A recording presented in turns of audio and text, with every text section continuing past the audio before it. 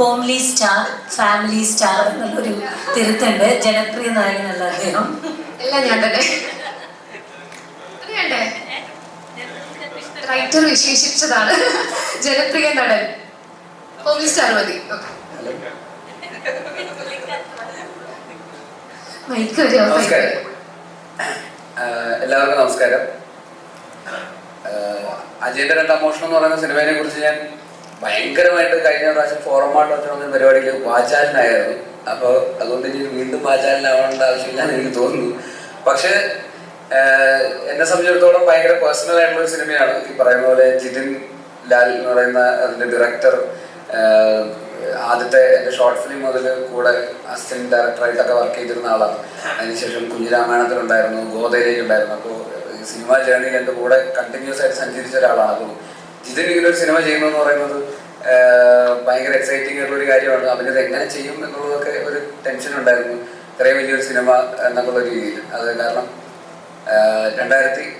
ഗോദയുടെ സമയത്തൊക്കെയാണെന്ന് തോന്നുന്നു ഇതിൻ്റെ സ്ക്രിപ്റ്റ് ആദ്യമായിട്ട് വായിക്കുന്നത്. അന്ന് ഇതൊരു കുഞ്ഞു സിനിമയായിരുന്നു. ആക്ച്വലി കുഞ്ഞു സിനിമ ഇൻ ദ സെൻസ് ഇത്രയും സ്കെയിലൊന്നും ഉണ്ടായിരുന്നില്ല.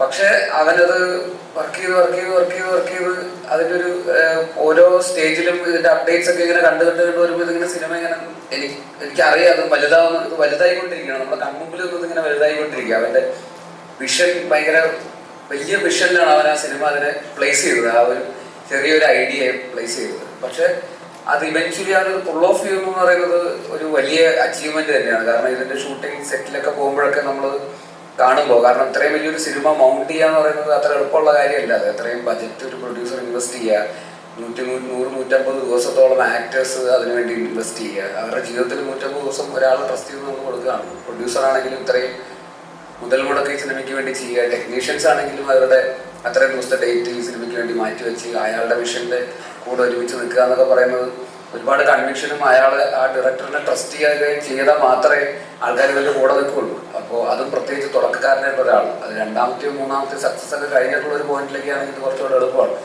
ആദ്യത്തെ സിനിമ ചെയ്യാൻ വരുന്ന ഒരാളെ എങ്ങനെയാണ് നമ്മൾ ഇത്രയും പേരെ കൺവിൻസ് ചെയ്ത് വിശ്വസിപ്പിച്ച് ഇത്രയും പേര് ഒരു കുടക്കീഴിൽ ഇത്രയും ദിവസങ്ങൾ കൊണ്ടുപോകുക എന്ന് പറയുന്നത് ചില്ലറ കാര്യമല്ല. അപ്പോൾ അത് വലിയൊരു അച്ചീവ്മെന്റ് തന്നെയാണ്. സിനിമയുടെ ഔട്ട്പുട്ടും അതിന്റെ റിസൾട്ടിന്റെ അപ്പുറത്തേക്ക് അതിനുവേണ്ടി എടുത്ത എഫേർട്ട് ഭീകരമായിട്ടുള്ള സിനിമ നിങ്ങൾ കാണാൻ പോകുന്ന സിനിമയെക്കാളും വലിയ എഫേർട്ടാണ് ആ സിനിമയുടെ പിന്നിലുള്ളത്. സിനിമ ഒരു വലിയ സിനിമയാണ്, അതിലും വലിയ എഫേർട്ടാണ് ആ സിനിമയ്ക്ക് പിന്നിലുള്ളത്. അപ്പൊ അതുകൊണ്ട് തന്നെ തീർച്ചയായിട്ടും ആ എഫേർട്ടിന് ജിതിന് ഫസ്റ്റ് ഓഫ് ഓൾ ഒരു ഭയങ്കരമായിട്ടുള്ളൊരു കയ്യടി അർഹിക്കുന്നുണ്ട്. അതുപോലെ തന്നെ ടോബി ഈ പറയുന്ന ഇപ്പോൾ ലിസിൻ ചേട്ടൻ പറഞ്ഞ പോലെ തന്നെ ഈ സിനിമയ്ക്ക് വേണ്ടിയിട്ട് ഇവർ ഇത്രയും പണിയെടുക്കുന്നത് ഞാൻ ഇതുവരെ കണ്ടിട്ടില്ല. ഗോദയിലും മിന്നൽ മുരളിയിലും ഇത്രയും പണിയെടുത്തിട്ടുണ്ട്. പക്ഷെ ഇത്രയും ഇങ്ങനെയൊക്കെ പണിയെടുക്കുന്നു. 3 റോളൊക്കെ ചെയ്യുന്നു, 3 കഥാപാത്രങ്ങളായി മാറുന്നു. അതിനു വേണ്ടിയിട്ട് പ്രത്യേക പരിശീലനം ഒക്കെ ചെയ്തിട്ടൊക്കെയാണ് ആ സിനിമയിലേക്ക് ഷൂട്ടിങ്ങിന് വരുന്നതും. പിന്നെ ഈ പറയുന്ന ഫൈറ്റ് പ്രാക്ടീസ്, കളരി അഭ്യസിക്കുന്നുണ്ട്, കളരി പഠിക്കുന്നു, അതിലൂടെ കുതിരസവാരി പഠിക്കുന്നു. അങ്ങനെ അതായത് പല 3 ക്യാരക്ടേഴ്സിനെ അത്രയും കൺവിൻസിംഗ് ആയിട്ട് ചെയ്യാൻ വേണ്ടിയിട്ടുള്ള എല്ലാ പണിയും എടുക്കുന്നുണ്ട്. അതെല്ലാം പോലെ ബീഡി എടുത്ത് നാക്കുകൊണ്ടൊക്കെ ആകുന്നു. അത് 3D കണ്ണി കുത്തുന്ന പറയുന്നു. 3D വരുമ്പോൾ ഇങ്ങനെ എന്ന് പറയുമ്പോൾ കണ്ണടക്കരുതായിരുന്നു. അപ്പോൾ അങ്ങനത്തെ പരിപാടികളൊക്കെയാണ് ചെയ്തു വെച്ചിരിക്കുന്നത്. അപ്പൊ അത് മാത്രമല്ല, ഈ സിനിമയുടെ പ്രൊമോഷൻ എന്നൊക്കെ പറഞ്ഞിട്ട് ഞാനിപ്പോ ഇവൻ ടോവിനോ പ്രൊഡ്യൂസ് ചെയ്യുന്ന മരണമാസം എന്ന് പറഞ്ഞ സിനിമയിൽ അഭിനയിക്കുന്നുണ്ട്. അപ്പോൾ അതിന്റെ സെറ്റിൽ ഇങ്ങനെ ഇരിക്കുമ്പോൾ ടോവിയുടെ ചേട്ടൻ അതിന്റെ സെറ്റിലുണ്ട്, ടിങ്സ്റ്റൺ ചേട്ടൻ, അദ്ദേഹം അതിന്റെ പ്രൊഡ്യൂസറാണ്. അപ്പൊ ഇന്ന് UK എന്ന് പറയും. UK-ലാണോ പ്രൊമോഷന് വേണ്ടിയിട്ട് പോയിരിക്കുകയാണ്. പിറ്റേ ദിവസം വിളിക്കുമ്പോൾ എവിടെയുണ്ട്? താമരശ്ശേരി. UK എന്ന് താമരശ്ശേരി എത്തി. എത്ര വട്ടം പിന്നെ ഉറക്കമൊന്നുമില്ലേ?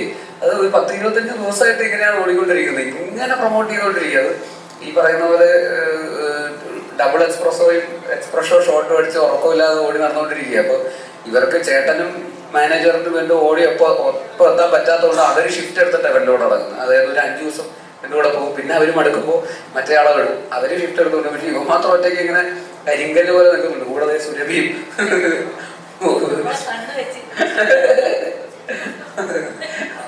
അപ്പോൾ അത്രയും എഫേർട്ട് എടുക്കുന്നത് ജനുവനിൽ എനിക്ക് കണ്ടപ്പോൾ ഞാൻ എന്തായാലും ഇത്ര എടുക്കൂല. എനിക്ക് എന്നെ കൊണ്ട് ഇനി നിന്റെ പടത്തിന് മരണമാസം ഇങ്ങനെ പ്രൊമോഷനൊക്കെ ഇറങ്ങാൻ പറഞ്ഞാൽ ഞാൻ ഇറങ്ങൂലോ. എന്നെ കൊണ്ട് വയ്യ. കുറച്ചൊക്കെ വേണ്ട വരും. നീയല്ലേ പ്രൊഡ്യൂസ് ചെയ്തു. ഇത്രയും ഉറപ്പില്ലാതെ ഒന്നും പ്രൊമോട്ട് ചെയ്യാൻ തന്നെ ഒന്നും പറ്റില്ല. അതുവാണെങ്കിൽ നോക്കാം. അപ്പോൾ അത്ര എഫേർട്ട് ഈ സിനിമയ്ക്ക് വേണ്ടിയിട്ട് ആദ്യം മുതൽ ഇതിൻ്റെ ആ തുടക്കം മുതലുള്ള ജേർണി മുതൽ 2016 മുതൽ ഇപ്പൊ ഇന്ന് ഈ റിലീസിന്റെ തലേദിവസം വരെ ഇവിടെ വന്നിരിക്കുമ്പോൾ വരെ ഇന്നിപ്പോ എവിടെ നിങ്ങൾ വരുന്നത് ഹൈദരാബാദ് ബോംബെയിൽ രാവിലെ എത്തിയിട്ടേ ഉള്ളൂ. അപ്പോൾ ബോംബെയിൽ രാവിലെ ഇന്റർവ്യൂ ഉണ്ടായിരുന്നു. എയർപോർട്ടിൽ വെച്ച് 2 ഇന്റർവ്യൂ സെറ്റ് ചെയ്തുണ്ടായിരുന്നു. പ്രൊമോഷൻ അതൊക്കെ കഴിഞ്ഞ് വന്നിരിക്കുക. അപ്പോൾ ഇനി നാളെ ഉണ്ടാവുന്നു അല്ലേ? അപ്പൊ ഇനി അങ്ങോട്ടുണ്ട്. റിലീസാണ് ശരിയാ. ഇനി ഓണാഘോഷമൊക്കെ ഉണ്ടെന്ന് തോന്നുന്നു അല്ലേ? സക്സസ് സെലിബ്രേഷൻ ഉണ്ട് ദുബായി. സക്സസ്.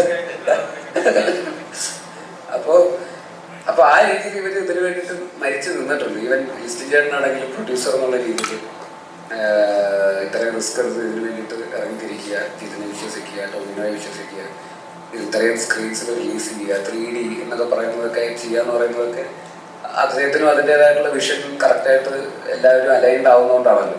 പിന്നെ അതുപോലെ തന്നെ ആക്ടേഴ്സ് സുജിതായിട്ടാണ് ഇതിന്റെ റൈറ്റർ. അദ്ദേഹവും ഇതിനോടൊപ്പം തന്നെ സഞ്ചരിച്ച അന്ന് 2017 സുജിതായിട്ട് അവിടെ ഗോതയുടെ പ്രീ പ്രൊഡക്ഷൻ ക്ലാസ്സിൽ വെച്ച് കണ്ടത് ഓർമ്മയുണ്ട്. അപ്പോൾ അന്ന് മുതൽ പിന്നെ നോക്കുമ്പോഴൊക്കെ സുജിതാട്ടൻ ഇതിന് ഈ പടത്തിന് വേണ്ടിയിട്ടാണ് 7-8 വർഷമായിട്ട്. അപ്പോൾ അതിനിടയിൽ സുജിതാട്ടൻ വേറെ സിനിമയൊന്നും ചെയ്തിട്ടില്ല. ഇവർ രണ്ടുപേരും തമ്മിലുള്ളൊരു ജേർണി ത്രൂ ഔട്ട് ഉണ്ടായിരുന്നു ആദ്യം മുതലേ. അപ്പോൾ അത് അദ്ദേഹത്തിനും ഒരു സ്വപ്ന സാക്ഷാത്കാരമാണ് ഈ സിനിമ എന്ന് പറയുന്നത്. പിന്നെ ആക്ടേഴ്സ് ആയിട്ടുള്ള സഞ്ജു, നമ്മുടെ ശിവജിത്ത്, സുരഭി, പിന്നെ ഇവിടെ ഇല്ലാത്ത മറ്റേ ആക്ടേഴ്സ് എല്ലാവരും ഈ സിനിമയ്ക്ക് വേണ്ടി അങ്ങനെ ഡെഡിക്കേറ്റഡ് ആയിട്ട് കംപ്ലീറ്റ് ത്രൂ ഔട്ട് ആയിട്ട് നിന്നിട്ടുണ്ട്. ഞാനും ഇതിൻ്റെ അകത്തൊരു ചെറിയ റോള് ചെയ്തിട്ടുണ്ട്. എന്നെ സംബന്ധിച്ചിടത്തോളം ഇതിൻ്റെ ഷൂട്ടിംഗ് ഭയങ്കര ഹെക്റ്റിക്കായിരുന്നു. ഞാൻ പറയുന്ന ഷൂട്ടിൻ്റെ ഇടയിൽ ന്യൂമോണിയ വന്നു, ആശുപത്രി 2 ആഴ്ച അഡ്മിറ്റായി, കിടപ്പിലൊക്കെ ആയി. അത്രയും കഷ്ടപ്പാടായിരുന്നു ആ ഷൂട്ട്. ഇവന്മാരത് എങ്ങനെ ഷൂട്ട് ചെയ്തെന്നാണ്. കുട്ടി അത് കഴിഞ്ഞിട്ടുണ്ടായിരുന്നു. കുട്ടി ഉണ്ടാവണതിന് തൊട്ട് മുമ്പ് അതിന്റെ ഷൂട്ടുകളായിരുന്നു. അതിന് ന്യൂമോണിയ ആയിട്ട് ഒന്നുമില്ല. തിരിയൊന്നുമില്ലാത്ത വലിച്ചടക്കുന്നു.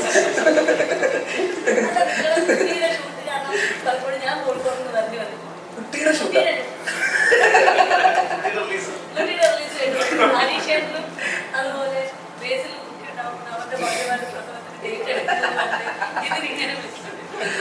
അതുണ്ടായിരുന്നു. കാരണം നമ്മൾ ഡിസംബർ ജാനുവരിയിലൊക്കെ ഷൂട്ട് നടക്കും. ഫെബ്രുവരിയിലായിരുന്നു ഡേറ്റ്. അപ്പൊ എനിക്ക് ടെൻഷൻ. ഇനിയിപ്പോ നേരത്തെ എങ്ങാനും വന്നാലും ഞാൻ വീട്ടിലേക്ക് ആ ടെൻഷൻ ഉണ്ട്. ഒരു അച്ഛന്റെ രോഗം. അപ്പൊ അതിന്റെ പ്രഷറും കൂടെ ഉണ്ടായിരുന്നു. എനിക്കപ്പോൾ ഇത് തീർത്തിട്ട് പോകണം എന്നുള്ളൊരു ആഗ്രഹം ഉണ്ടായിരുന്നു. എന്ന് ഈ പറയുന്ന പോലെ രാത്രിയും പകലില്ലാത്ത ഷൂട്ടും ഒരു പ്രത്യേക ലൊക്കേഷൻ വരുന്നത് അല്ലേ? എന്റെ ബുദ്ധിമുട്ട് ഇത്രയൊന്നും അല്ലേ?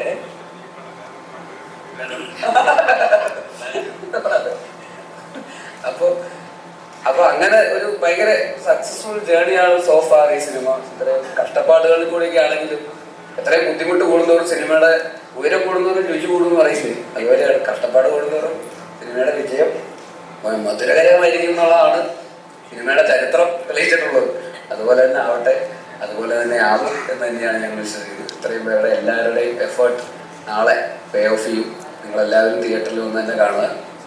3Dയിലാണ് ഈ സിനിമ വന്നിരിക്കുന്നത്. അതുകൊണ്ട് തന്നെ ഫാമിലിയായിട്ടൊക്കെ എല്ലാവർക്കും ഭയങ്കര എക്സൈറ്റിംഗ് ആയിട്ടുള്ള ഒരു അനുഭവമായിരിക്കും. ഒരു കേരളത്തിൻ്റെ ഒരു നാട്ടുമ്പുറം, ഒരു വില്ലേജ് സെറ്റിങ്ങിൽ ഒരു അഡ്വഞ്ചർ സിനിമ.